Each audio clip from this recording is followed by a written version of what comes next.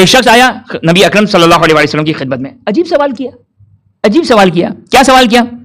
ادعو اللہ ان يدخلہ الجنہ، یا رسول اللہ میرے دعا کرے کہ میں جنت میں چلا جاؤں.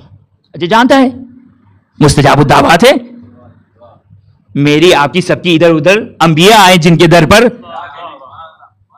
اب یہ صحابی خود آیا کہا کہ یا رسول اللہ دعا کیجیے ادخلوا الجنہ، خدا مجھے جنت میں داخل کر دیں.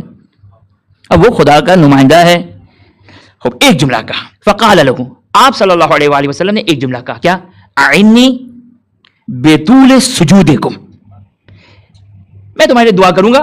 اب یہ لفظ نہیں تھا لیکن معلوم ہے کہ آپ صلی اللہ علیہ وآلہ یہ ارشاد فرما رہے ہیں، اعنی میں تمہارے دعا کروں گا، اس کے اگینسٹ میں ایک میری مدد کرو. کون کہہ رہے ہیں؟ آپ صلی اللہ علیہ وآلہ فرما رہے ہیں میری مدد کرو.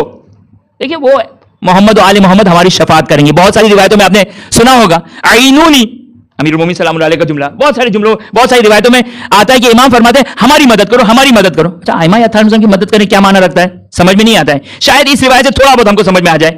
آپ صلی اللہ علیہ وسلم کیا فرما رہے ہیں؟ میں تمہاری دعا کروں گا لیکن تم میری ایک مدد کرو. یعنی ایک، دیکھیے یہ نہیں کہا کہ ایک شرط ہے وہ شرط پوری کر دو، نہیں کہا اعنی میری مدد کرو، میری مدد کرو.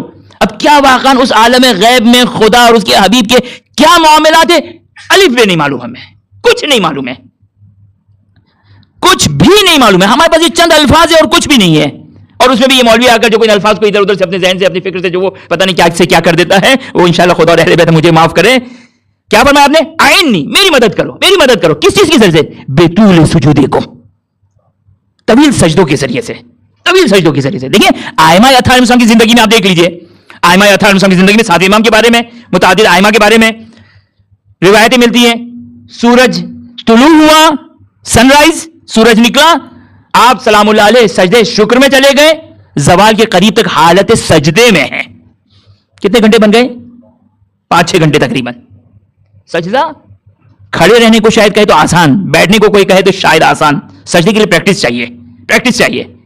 تھے ائمہ کے اصحاب، ائمہ کے اصحاب میں ہیں ایسے اصحاب گزرے تھے کہ جو طویل سجدہ اتنے کثرت کے ساتھ سجدہ کیا کرتے تھے آنکھوں کی بینائی چلے گئی اس کثرت کے ساتھ سجدہ. یہ آپ کی حدیث پہنچی ہوگی. اور ماہ مبارک رمضان میں آپ صلی اللہ علیہ وسلم خود شعبانیہ میں ارشاد فرماتے ہیں کہ اپنے پیٹھ کا بوجھ ہلکا کرو.